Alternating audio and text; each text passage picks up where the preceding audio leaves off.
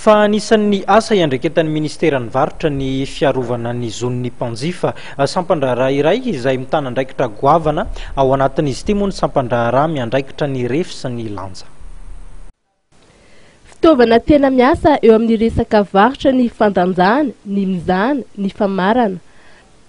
Raha mivarotra, tokony tsaraina eny amin'ny sampan-draharaha miandraikitra ny refy sy ny lanja ny fitaovam-pandanjana sy fandrefesana ampiasaina. Ny andraikitry ny sampan-draharaha momba ny refy sy lanja moa zany dia ny fitsarana ireo fitaovam-pandanjana sy fandrefesana izay ampiasaina eo amin'ny sehatra izay ampiasain'ny olona eo amin'ny varotra zany.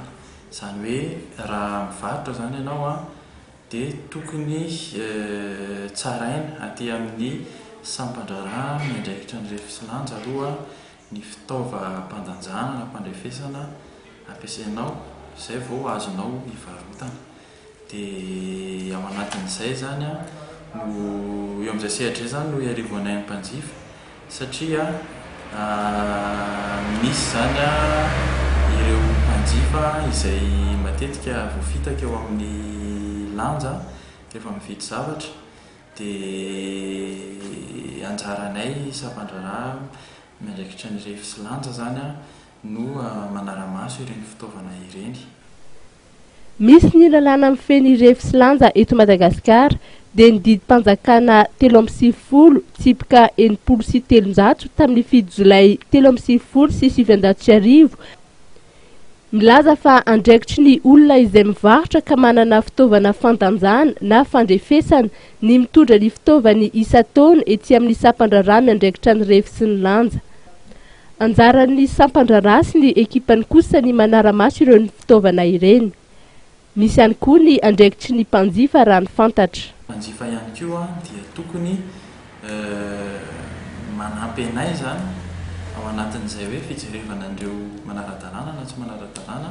Azon'ny mpanjifa tsara mihitsy ny manantony ety aminay na miantso an'ilay numéro vert zany ao amin'ny Minisiteran'ny Varotra raha toa ka mahita zany mpivarotra na mampiasa fitaovana tsy ara-dalàna na hoe fitaovana tsy voatsara zany. Ahoana moa ny ahalalana an'ilay hoe fitaovana anankiray zany voatsara na tsy voatsara? Misy fomba anankiroa zany ahalalana anazy. Ny fomba voalohany eo amin'ilay fitaovam-pandanjana zany, ohatra hoe raisitsika mizana zany ohatra raisitsika dia eo amin'iny mizana iny misy marika zany apetraky ny sampan-draharaha miandraikitra ny refy sy lanja dia poisson ny anaran'ilay izy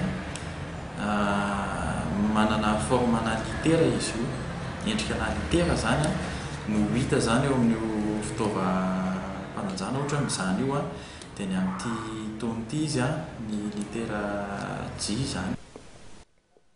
Misy ny birôny sampan-draharaha miandraikitra ny refy sy ny lanja ireo faritany teo aloha ety Soarano ny ho an'ny Antananarivo. Misy ihany koa any Antsiranana, Toamasina, Fianarantsoa ary Toliara.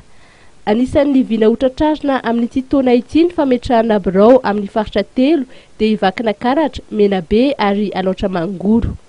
Anisan'ny tanjon'ny sampan-draharaha ity ihany koa ny hetsika izay atao eto Antananarivo.